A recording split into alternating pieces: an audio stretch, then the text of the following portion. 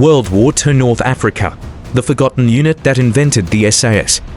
It was the summer of 1940, and a British major in Cairo was about to convince an army that did not believe in him to let him take a handful of stripped-down trucks across 1,000 miles of Sahara desert no Western army had ever crossed.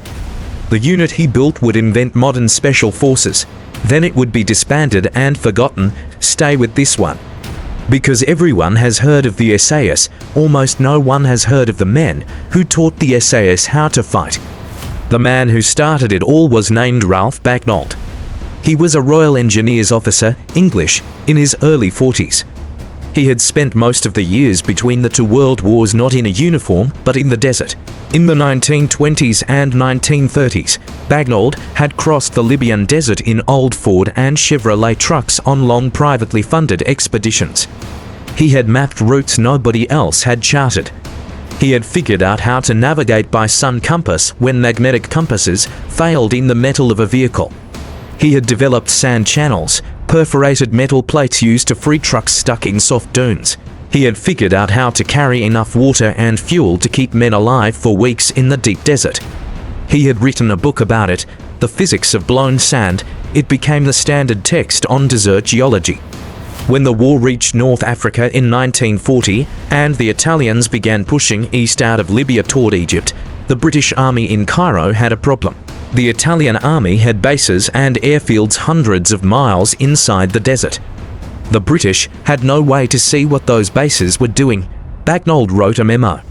It went up to General Archibald WWII, who commanded the Middle East. WWII read it. He approved the unit on the spot. The Long-Range Desert Group was formally created in July of 1940. Bagnold built it the way he had built his pre-war expeditions. The vehicles were Chevrolet 30 hundredweight trucks, stripped of doors and windscreens to save weight. The crews were 5 men per truck. Patrols were 2 or 3 trucks each. Every patrol carried fuel for hundreds of miles, water for 11 days, food for 2 weeks, and enough ammunition to hold off most things they would encounter. The men were volunteers, mostly New Zealanders at first, then British, Indian, and Rhodesia. They were trained to fix engines, navigate by stars, ration water, and survive in a place where the daytime temperatures broke 120 degrees and the nighttime temperatures dropped below freezing. They wore Arab headscarves to keep the sun off their necks. They learned the routes Bagnold had mapped before the war. By the end of 1940, they were operating 1,000 miles behind Italian lines. The unit's main job was reconnaissance. It was called Road Watch. A patrol would drive 1,000 miles into Libya.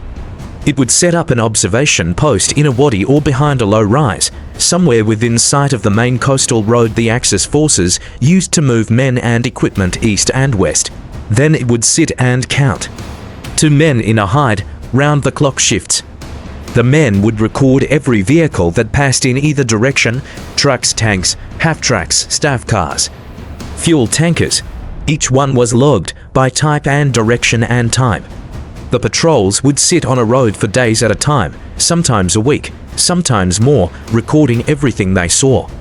Then they would drive 1,000 miles back to base. The reports the LRDG produced gave the British High Command in Cairo the only reliable estimate of what the Axis was moving along the North African coast.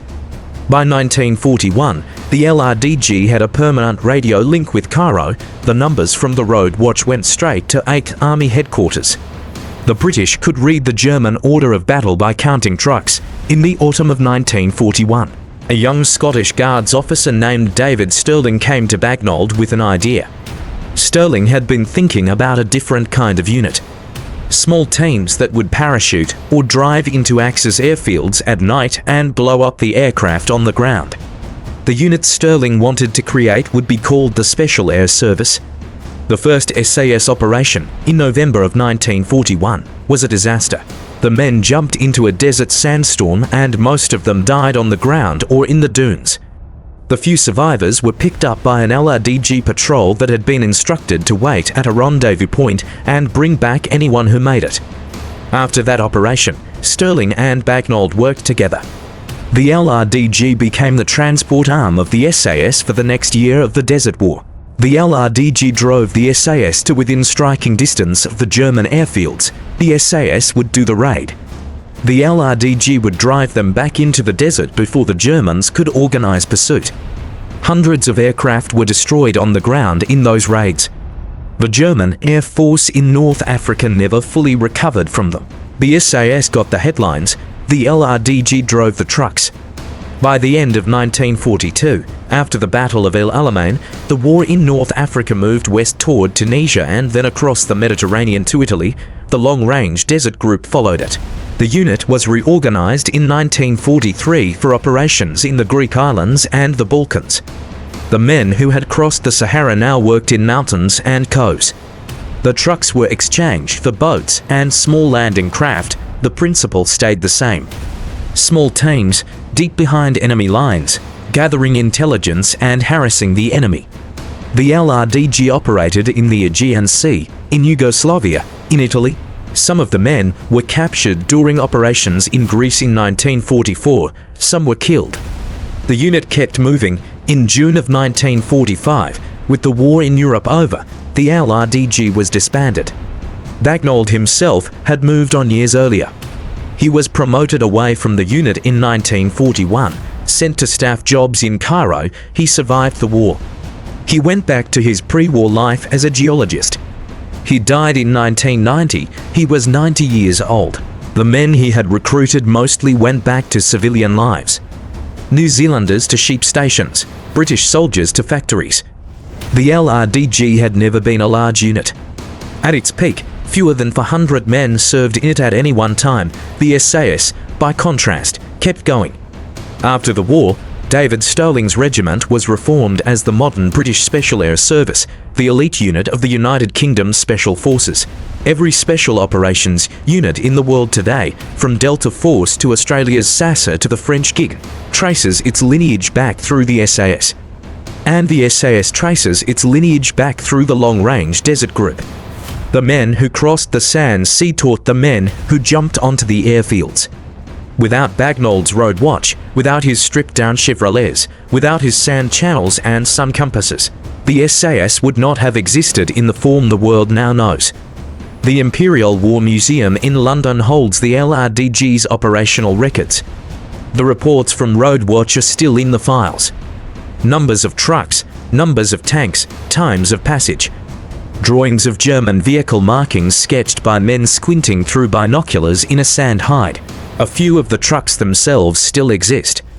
One Chevrolet is on display in a desert museum in the United Arab Emirates. Another is in private hands in New Zealand. There is no statue to Ralph Bagnold in any major British city. The men who invented modern special operations are buried in the dust they used to cross. That is all for this one. If the long-range desert group stuck with you, hit subscribe. War Stories After Dark is going to keep finding the units the famous ones learned everything from. Drop a comment about a wartime special operations team that deserves an episode, and share this one with someone who needs to know who really crossed the Sahara first.